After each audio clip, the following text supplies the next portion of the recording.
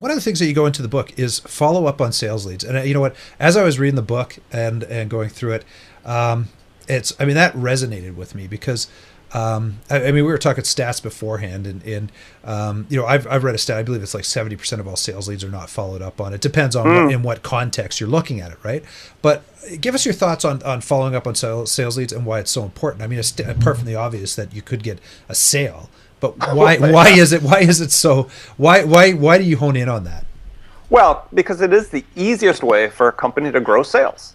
I mean, if they are doing any sort of lead generation activity right now, and they've got leads coming in, and they're not being followed up because the salespeople believe, that's a bad lead. You know, I can tell just by looking at it.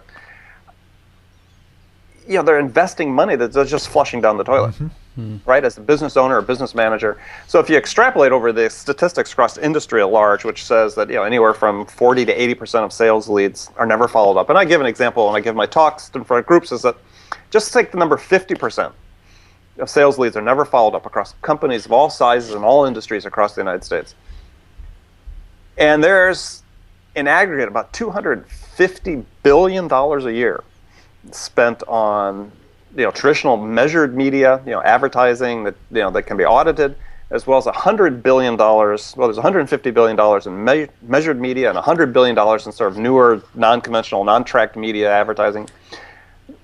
250, half of it, you know, $125 billion a year just flushed down the drain because a salesperson can't be bothered to follow up with the lead. Yeah.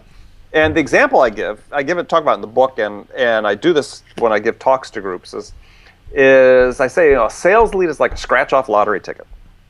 You know, you don't know what you have until you scratch off the wax on top. Yep. And so when I give talks, I'll come armed with some lottery card or scratch-off lottery tickets. I'll hand them out in the group. And I'll say, okay, I'll go to one person at a time and say, tell me, how much is that worth? And they look at it and say, well, I don't know. Yeah.